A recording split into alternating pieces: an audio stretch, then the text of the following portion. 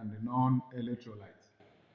Remember, I defined electrolytes in the previous video. I said electrolyte is that substance which conducts electricity and is decomposed in the process. That is what we call electrolyte. Just like your torchlight battery, sometimes you may be wondering why is it that torchlight battery has what would I call it, a lifespan. Maybe if you use it consistently for 5 or 6 hours, the battery will die off. It is because the chemical component of that torchlight battery has been decomposed. And the funny part of the whole thing is that it's not rechargeable. It's not rechargeable. So once the chemical component is used up, there is no way you can recharge it. So you throw it away. So electrolytes always decompose in the process. So and non-electrolytes are those ones that cannot conduct electricity. Just as we have strong acid and the weak acid, we also have strong electrolyte and the weak electrolyte. So let me now, there is some kind of similarity between metallic conductor and electrolyte. Maybe let's check that one first. Metallic conductor. Metallic conductor, remember, both of them conduct electricity. Both electrolyte and the conductor or metallic conductor, because they are of metals. So what is now the difference between electrolyte and the metallic conductor? One, metallic conductor conduct electricity by the movement of electrons. I guess you had me correctly. By the movement of electrons, which means electrons run through wires, while electrolyte conduct electricity by the movement of ions. Ions. Ions. Maybe that is the reason why they always decompose. Once the ions got exhausted. For instance, if it is copper ion now, copper 2 ion, you know that it releases 2 electrons. Once the 2 electrons got exhausted, the battery will die off.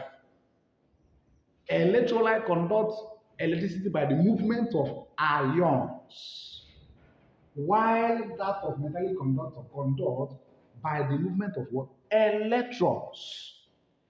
Number 2 difference between metallic conductor and electrolyte is that electrolyte is decomposed in the process, whereas metallic conductors do not decompose in the process.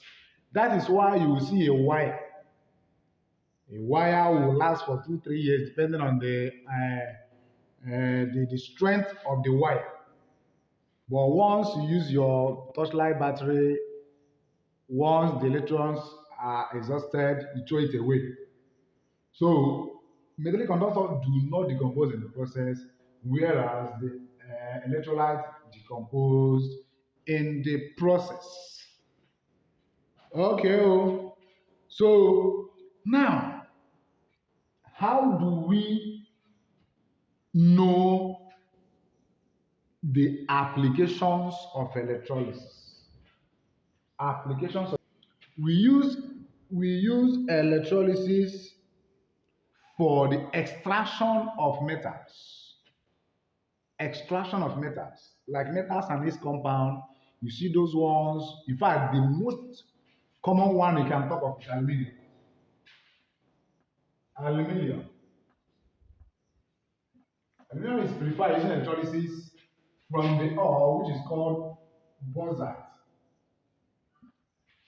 Bauxite. So use electrolysis to purify that aluminium ore, which is what? Bauxite. Other ones, in fact, those more electropositive metals are extracted and purified using electrolysis. Talk of copper, sodium, calcium, all those ones are purified using what? Electrolysis. Another important application of electrolysis is in electroplating. It will surprise you that most people wearing gold earrings and the gold watch are not actually pure gold. They are merely electroplated gold. Most of them are gotten from scrap metals and they can now apply electrolysis. They will make gold the anode and now that scrap metal as the cathode. Remember, electron will always move from anode to cathode. So that anode, which is the gold metal, will be carrying this electron to be depositing to be deposited in that metal scrap. In fact, electroplating is called coating. Let me just use that word, even though it's not a chemical term, but let me use coating. You will use gold to coat some metals. That's why I said most gold wristwatches, most gold earrings, and all the rest of them, they are not pure gold. They are mainly electroplated gold. So electrolysis is used in electroplating. You have seen silver spoon, you have seen silver gold spoon. Most of them are electroplated. Most of them just gone through chemical industry, apply electrolysis, use either silver as the anode or use gold as the anode, and will be coating the other metal. So that is why you have silver, and it's not as if you don't have pure silver and pure gold, but I say most of them are merely a product of electroplating. So electroplating is an application of electrolysis. We also have other applications of electrolysis. Other applications for electrolysis we have, but this is just the two major applications of electrolysis we have. We have mentioned three applications of electrolysis: extraction of metal, purification of metal, and electroplating. These are the three major applications of electrolysis. Let's now take a look into under some heading there in electrolysis.